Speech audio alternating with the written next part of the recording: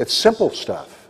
Will, you look like you wanted to make a comment. Well, we used to do that at a comedy club. We'd get 4 comics up there, and we'd sit and we'd go through because in San Francisco we have about 120 propositions, along with the 40 that are in the state. I mean, aren't the politicians supposed to do this? Why are we making policy now? I want my pension. But we used to go through. I heard an interesting debate, speaking of San Francisco, is that there was an attempt, there's a proposition on the ballot there to name the sewage treatment plant the George W. Bush treatment plant. and there are actually people opposed to it for actually a very interesting reason. They say, we run a darn fine sewage treatment plant, and we don't want it named for that guy. Is that true? Yeah. Is that's this all the true? opposition argument? Are you doing a Will Durst bit there? No, I'm not. I mean, sometimes in this election, I mean, satire is kind of left in the dust by the sort of the reality, the factoids that come out. I was thinking about something I was reading in the paper. You know, the Democrats, you know, perhaps facing a majority in the House and the Senate and other races around the country and perhaps even the presidency. It's both opportunity and threat for them.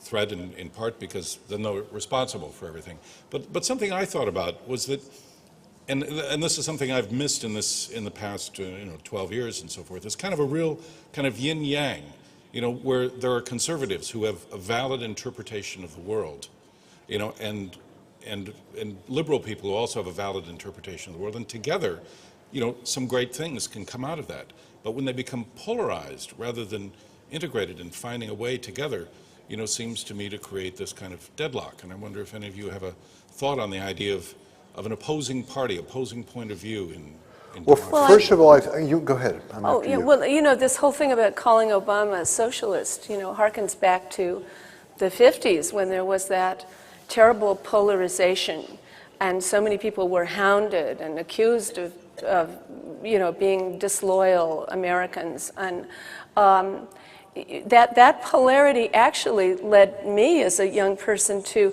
discount stories that I'd heard, you know, that were circulating about oppression in the Soviet Union. And then as I grew a little older, I began to realize those were true, and that the Soviet Union was perpetrating terrible abuses against its own citizens. But that what those polarities wipe out the possibility for genuine dialogue. So I think maybe this is a moment in which we can say, hey, let's get rid of this socialism label, and you know, we have socialism for the corporations and the bankers right now. So let's just toss that out, and let's toss out capitalism. That hasn't existed for a long, long time. And let's talk about what things are going to work for us. This is a moment that's very ripe to have a real discussion without these name calling. And I also think it's important for us to point out that part of the polarization that's manipulated and contrived. If you look, Yes. I don't think we're a very polarized nation. I think there is a hot button list of issues that polarize us in a purposeful way. And they are abortion, and they are same-sex marriage, and they're flag burning, and they're Ten Commandments in schools. And if you look back, you find none of those are high-profile issues on odd-numbered years.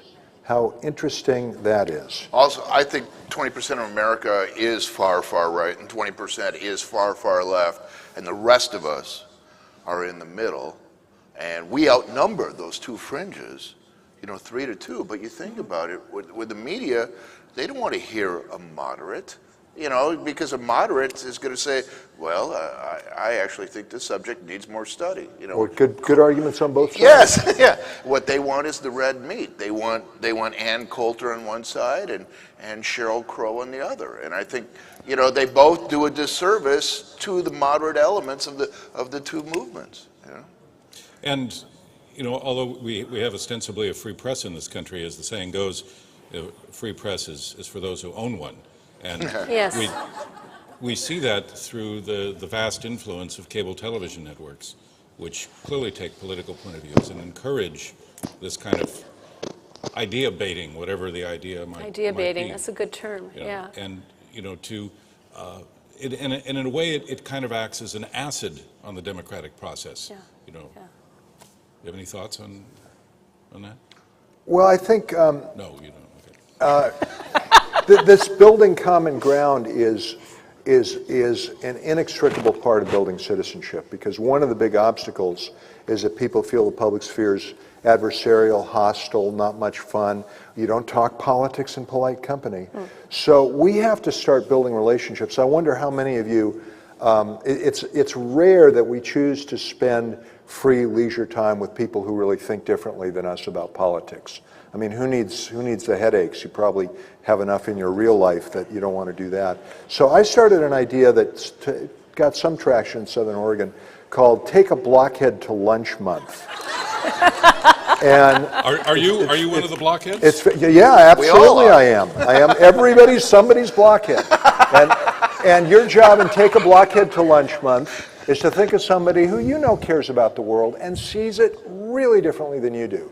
And you take them to lunch or dinner or coffee, up to you whether you want to tell them they're the blockhead you're choosing or not.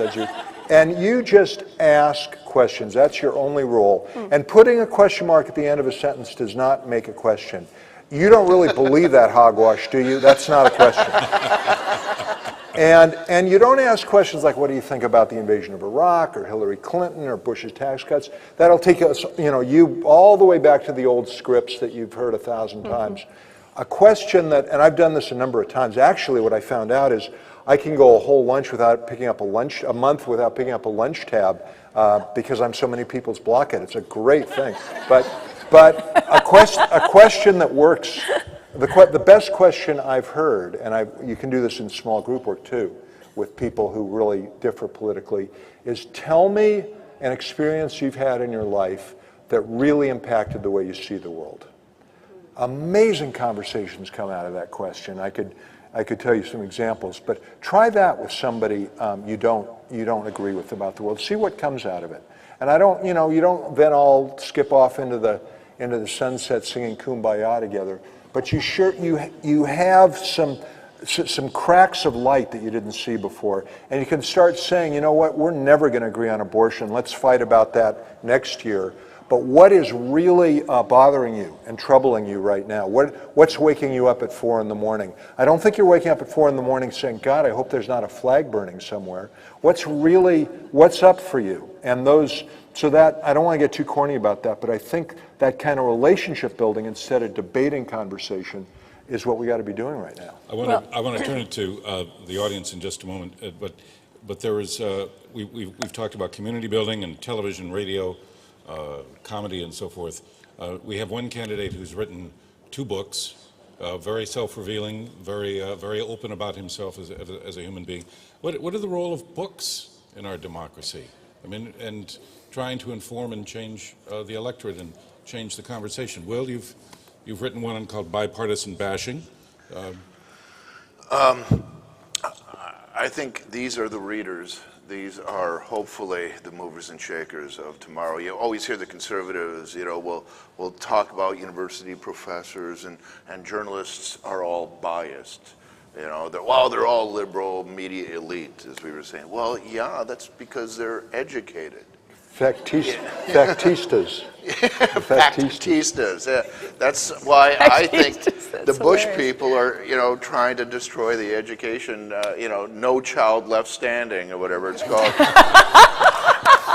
In that, the less educated the kids are, the more likely they are to be Republican voters.